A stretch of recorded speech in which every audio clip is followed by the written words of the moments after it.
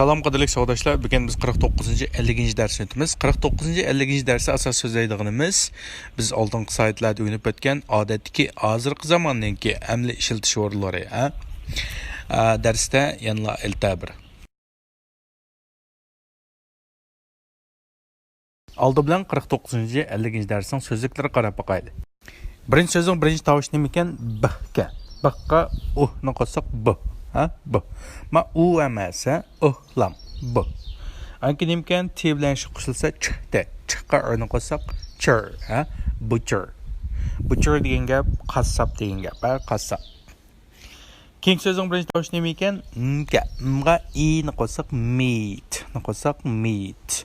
Meat degan gap, ya'ni go'sht degan gap. Butkul go'shtni umumlashtirib meat go'sht deymiz. Ma so'zning birinchi tovushi nima ekan? B'ga. B'ga ni qo'shsak beef. Ni qo'shsak beef. Beef degan qo'li go'shti degan gap, qo'li go'shti. Keyingi so'zning birinchi tovushi nima ekan? L'ga. L'ga a ni qo'shsak la. Ni qo'shsak lam. Lam. Lam degan gap qo'y go'shti.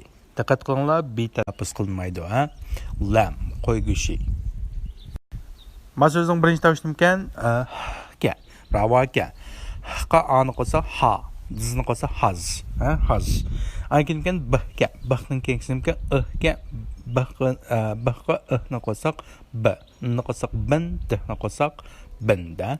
Husband. Husband degan gap eri ayaldagi eri. Eri. Endi ma so'zning birinchi tovushi nima ekan? S'ga. Ikkinchi tovushi nima ekan? T'ga. Keyingi qo'shma suq tovush ekan, t'ga ni qo'shsak tay, steak. Ni qo'shsak steak. Steak degan gap, ya'ni qo'li qovurg'isi. Qo'li qovurg'isi, qo'lining eng yaxshi go'shti va yeri, qo'li qovurg'isi. Steak. Endi ma so'zning birinchi tovushi nima ekan? M'ga. M'ga ni qo'shsak me. Ni qo'shsak men. Ni qo'shsak mens.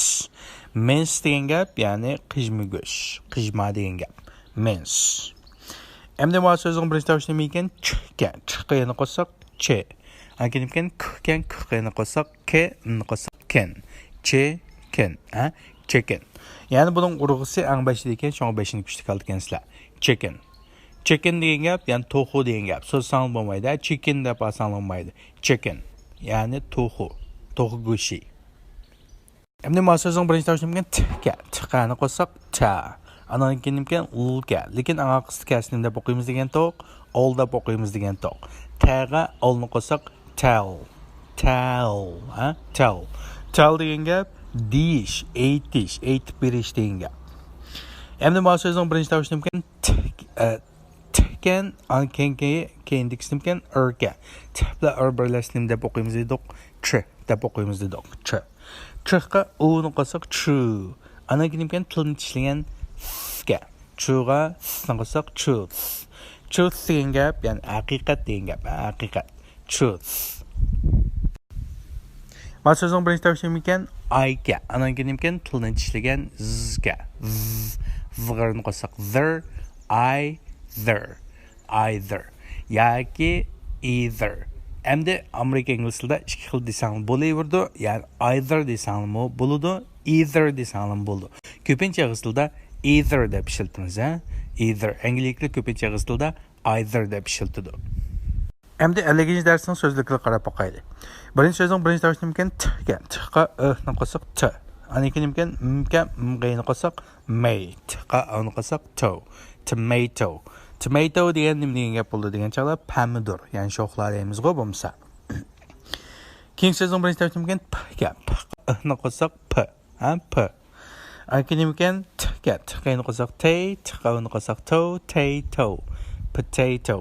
Urg'u t degan yanla p-ni shunga tuan olsizlar. Potato. Potato degan gap, ya'ni yangyu degan gap, yangyu. Yak bo'lsa, dumbi madek deymiz-ku.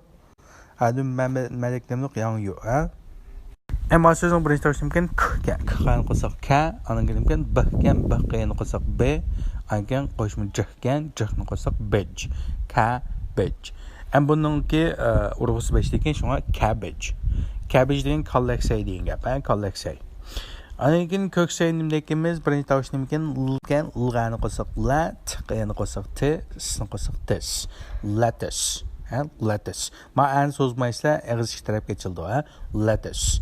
Lettuce degan gap ko'ksay degan gap. Ko'ksay. Ma so'zning birinchi tovushi nima ekan? P ekan. P'ga i'ni qo'shsak P. P. P degan ko'k burchaq degan gap. Ko'k burchaq. Andan keyin keyingi so'zning birinchi tovushi nima ekan? B ga. B'ga i'ni qo'shsak B, ni qo'shsak bean. Bean degan gap burchaq degan gap.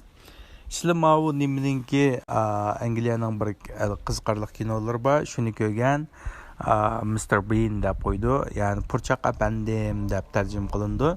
Shu kinoni sizlar ko'rgan, qiziqchi bir artist bor. Mr. Bean deymiz. Shuni Mr. Bean deydi, ya'ni purchaq apandi, uning laqabi purchaq. Endi ma'no birinchi tovushi nima ekan? Mana so'zningki p-ni qo'shsak pa, r-ni qo'shsak per. Per. Per degan gap, ya'ni nashbut yoki ba'zi yerda amutmi deymiz, nashbut yoki amut. Endi keyingi so'zning birinchi tovushi nima ekan? G ekan, g-ni keyingisi nima ekan? R-ni qo'shsak rape. Ni qo'shsak rape, grape. Grape degan gap, ya'ni uzum degan gap, uzum. Mana so'zning birinchi tovushi nima ekan? P ekan. P-ga i-ni qo'shsak p. Ana nima ekan? Qo'shma ch ekan, ch-ni qo'shsak peach. Peach degan gap shaptul degan gap, shaptul. Endi butkul so'zlikning o'qilishi. Butcher, qassob. Meat, go'sht. Beef, kol go'shti. Lamb, qo'y go'shti. Husband, eri. Steak, kol qovurg'isi. Mince, qiyma go'sht. Chicken, to'qi go'shti. Tell, aytish, deyish. Truth, haqiqat. Either yoki either, mu. Tomato, pomidor. Potato, yangyu. Cabbage, ko'laksay. Lettuce, ko'ksay. Pea, ko'k burchaq. Bean, burchaq. Pear, nashbut, olma. Grape, uzum. Peach, shaptul.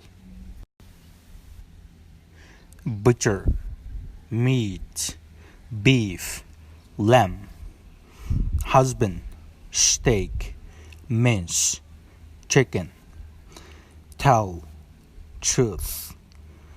Either, tomato, potato, cabbage, lettuce, pea, bean, pear, grape, peach. Endi 49 darsning tekstiga qarab boqaylik. 49 darsning tekstini qisqa bir ko'rib chiqaylik. 49 darsning teksti nima to'g'ri ekan? At the butcher's. At the butcher's shop degan gap asli qassob do'konda degan gap. At the butcher's deb qo'yibdi, ya'ni qassobxonada. Do you want any meat today, Mrs. Bird? Ya'ni do you want? Sizga lazımmı yoki xohlamsiz? Want any meat? Go'sht olamsiz bugun? degan gap. Mrs. Bird xonim deydi. Yes, please, deydi. Do you want beef or lamb? Siz kol go'shti olamsiz yoki qo'y go'shti olamsiz? Beef, please. Nima kol go'shti olal deydi. This lamb's very good. Bu qo'y go'shti bo'lsa intayin yaxshi deydi. I like lamb. Men nima qo'y go'shtini yaxshi ko'raman, but my husband doesn't. Lekin erim yaxshi ko'rmaydi. What about some steak? This is a nice piece. Kal qovurg'isi bu bek yaxshi. Bu bo'lsa bir nayti yaxshi bo'lgan piece degan parcha degan gap. Bu bo'lsa intan yaxshi bir parchasi deydi. Give me that piece, please. Ash parchasini menga bering deydi, ayol. And a pound of mince too.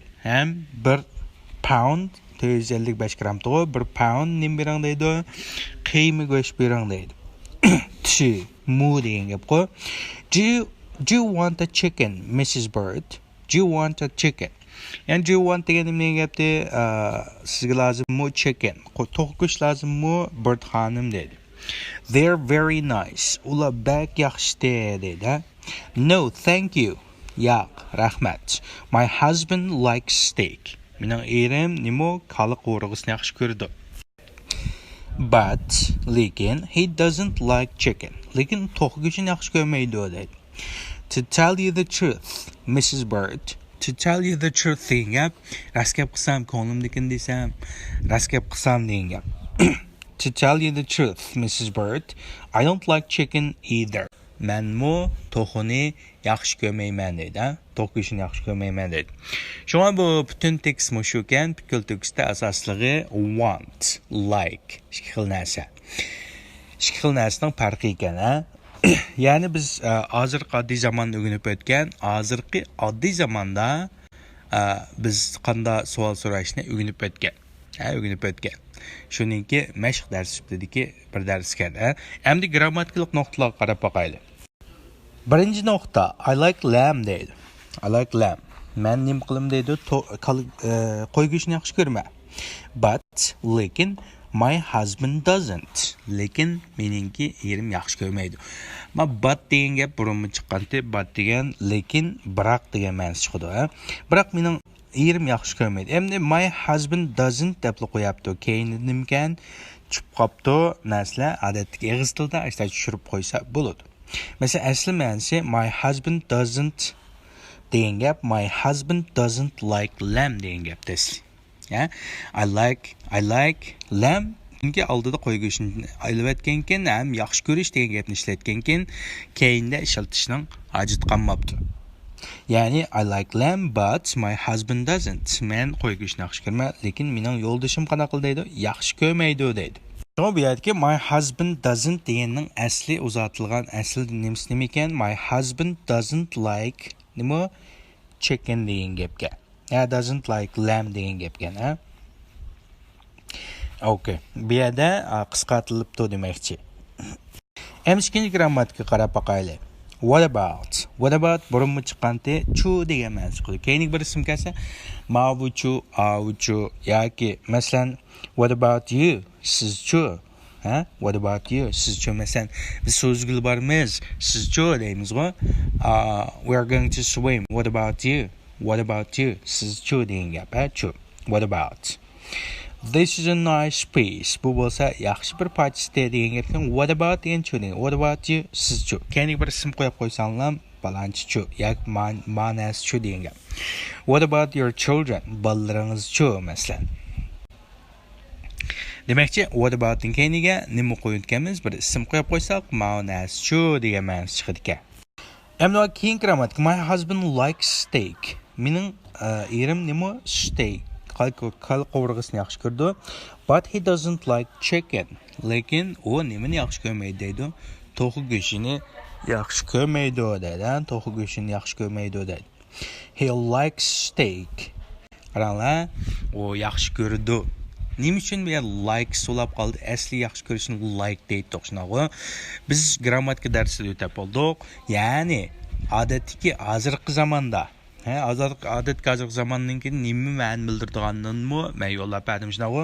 Odatdagi hozirgi zamonda agar ega 3-chi shaxs birlik bo'lib qolsa, 3-chi shaxs birlik degan nimati, ya'ni gap qilayotgan ikki odamdan boshqa 3-chi bir odam yoki bir narsa bo'lsa 3-chi shaxs birlik deydi.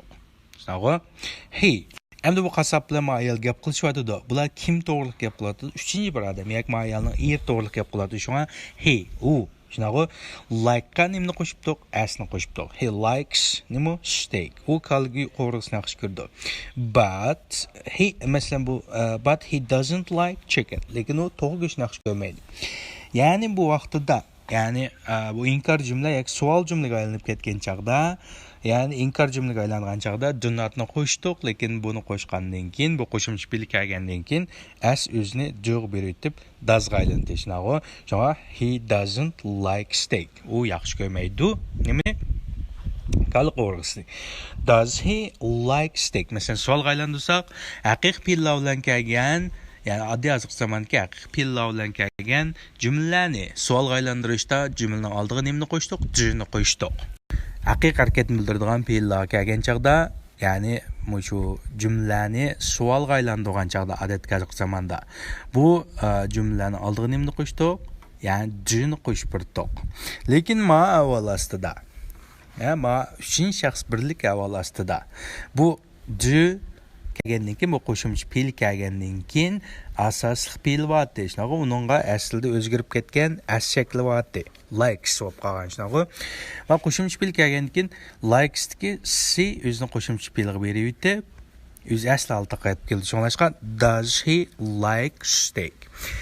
Biz buni biz grammatikada intayin yaxshi so'zladik. Agar buni yaxshi ko'rmaganlar bo'lsa, qaytadan ko'ringlar, grammatik qismini. Adli hozirgi zamonni.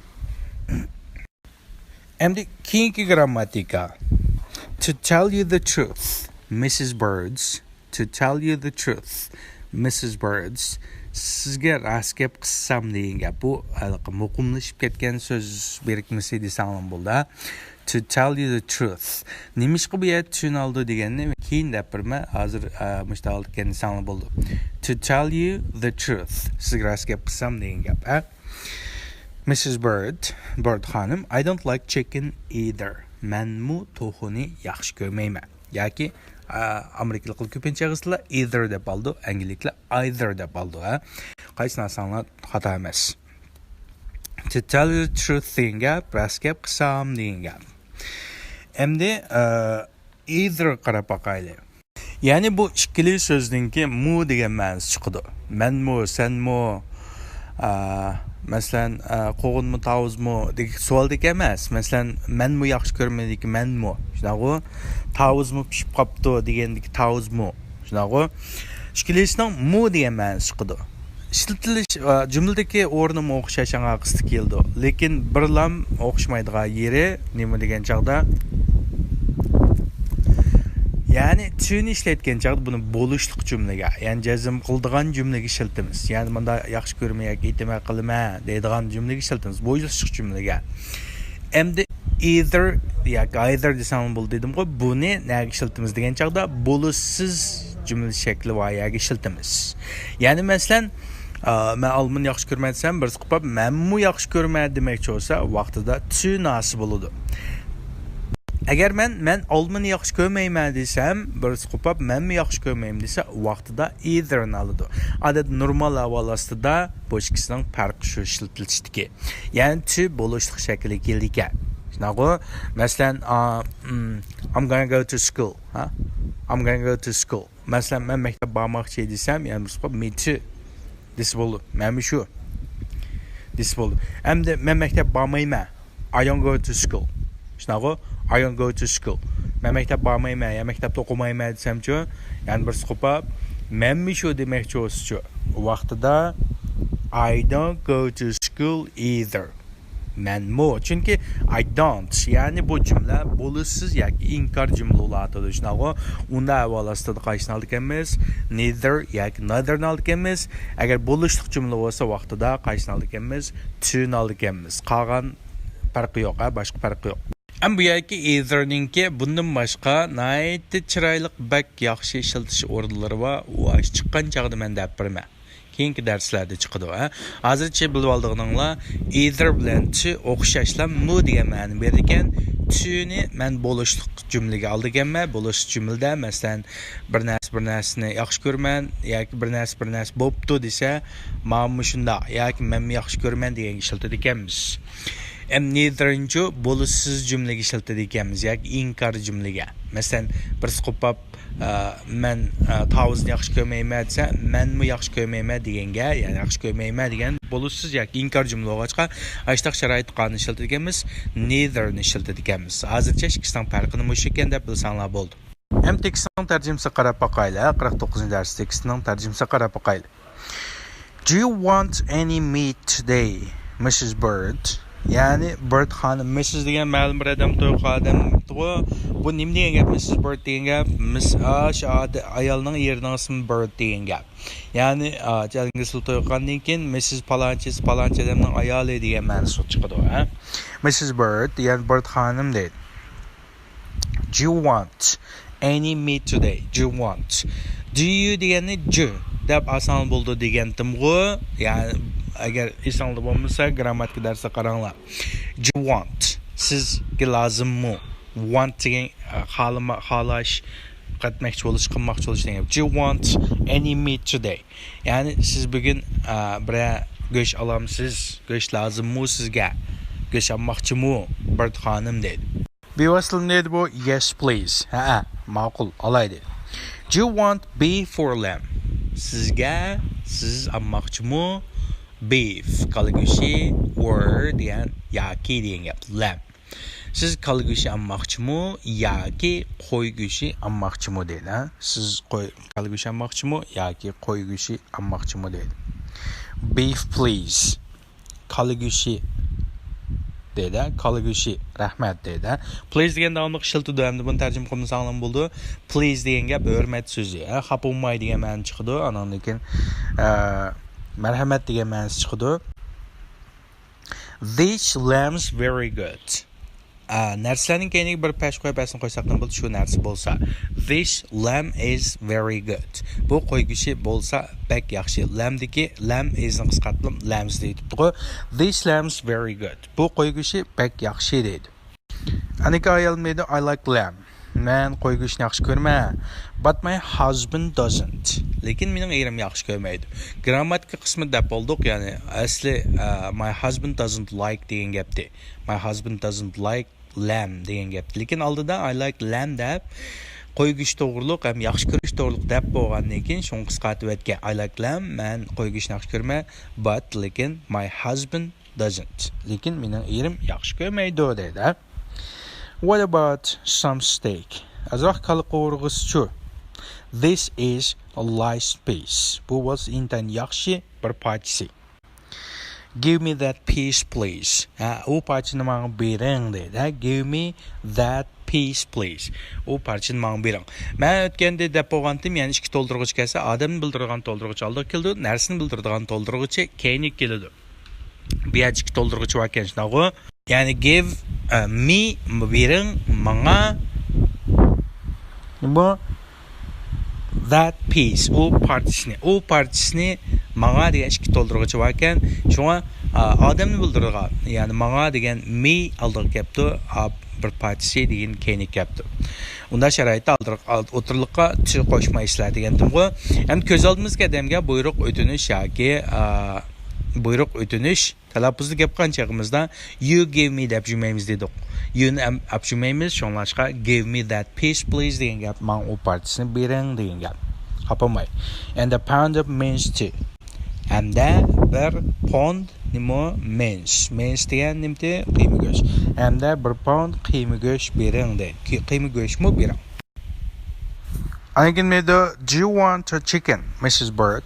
Do you want a chicken, Mrs. Bird? Yani bishtal to'g'ri olamsiz, xolamsiz bishtal to'g'ri qo'yamsiz, Bird xonim dedi. They're very nice. Ular bek yaxshi dedi. Demak, tanlab setyapti-da go'shtlarini. No, thank you. Yo'q, rahmat dedi. My husband likes steak. Meningki erim yaxshi ko'rdi nimni steak, qo'y go'shtini.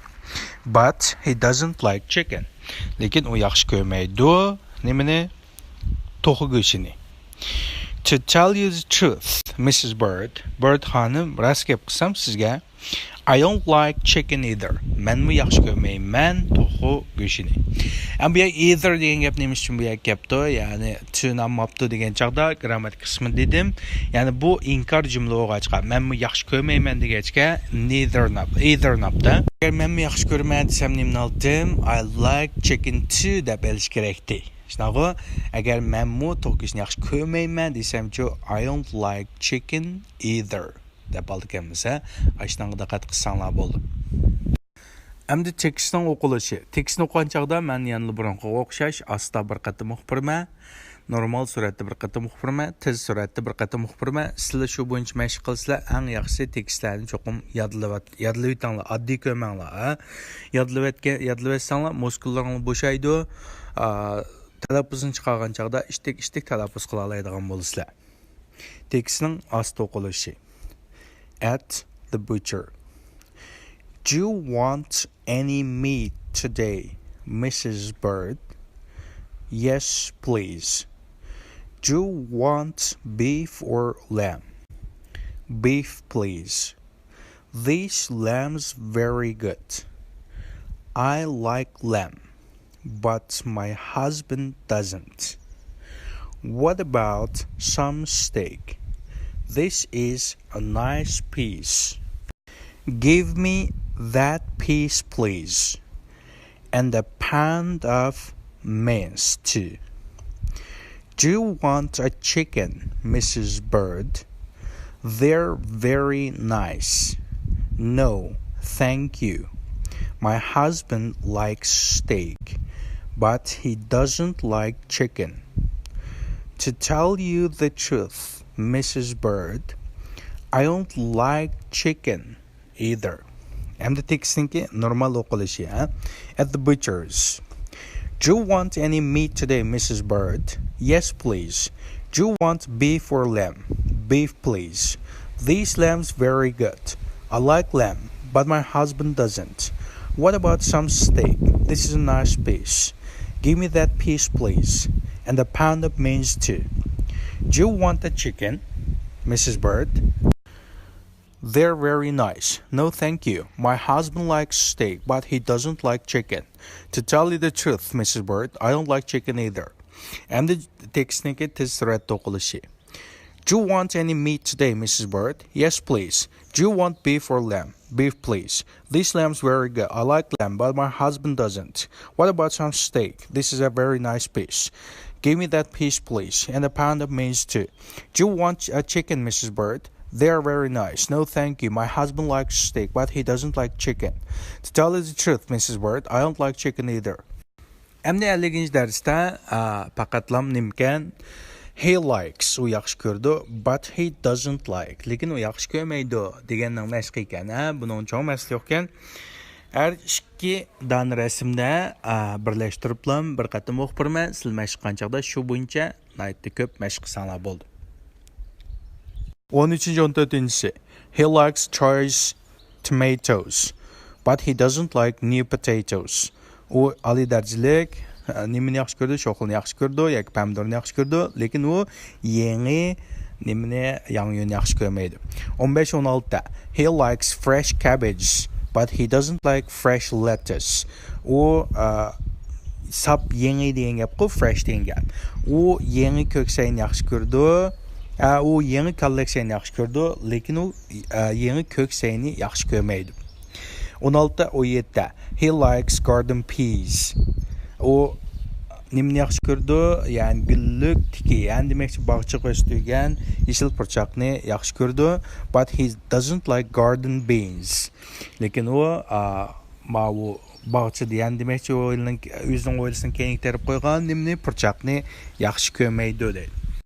19-20. He likes ripe bananas. U yaxshi ko'rdi nimani pishgan bananni. Ripe degan pishgan degan gapdi-ku, pishgan bananni yaxshi ko'rdi, but he doesn't like sweet orange. Lekin u tatlı apelsinni yaxshi ko'rmaydi. 21-22. He likes choice apples. U oliy darajalik olmani yaxshi ko'rdi, but he doesn't like choice pears. Lekin u oliy darajalik nashpitni yaxshi ko'rmaydi. 23-24. He likes choice grapes. U yaxshi ko'rdi oliy darajalik uzumni, but he doesn't like choice peaches. Lekin u nimani yaxshi ko'rmaydi deydi, oliy darajalik peaches. Ya'ni shaptilni yaxshi ko'rmaydi deydi. Undansa men yana bir o'qib birman. Diqqat qilinglar, matekstning muhim yeri nima desanglar, ko'plik qo'shimchasining o'qilishi.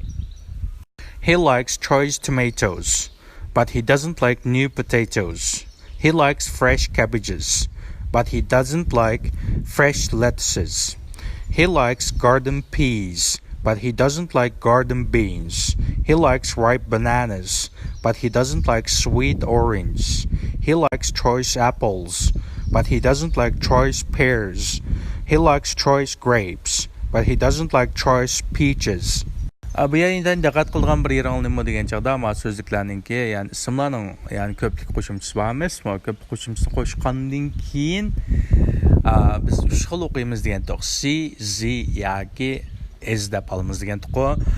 Buning ichidagi qaysini yodlab olsang bo'ldi degandim, yoki C chiqadigan 8 tovush bilan S chiqadigan 8 tovushni yodlab olsang bo'ldi degandim. 6 tovushni yodlab olsang bo'ldi degandim. Qolgan hammasi qanday qildi? Z chiqdi. Buning ichida qaysilar S chiqdi ekan qarab boqaylik, Bunun içinde mesela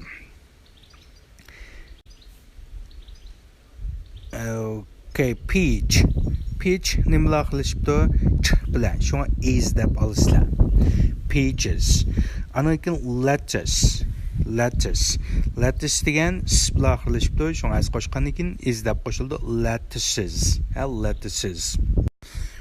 Mush ikkisida nima deb olganmiz, ya'ni ismlarning ko'plik qo'shimchasi qo'shilgandan keyin is deb qo'shib olgansizlar. Chunki biz 6 tovushni sizlarga deb bergan, ya'ni s, z, ch, j, sh degan mush 6 tovushdan keyin, ya'ni nima deb olamiz degan to'q, ko'plik qo'shimchasi qo'shgandan keyin is deb olamiz degan to'q.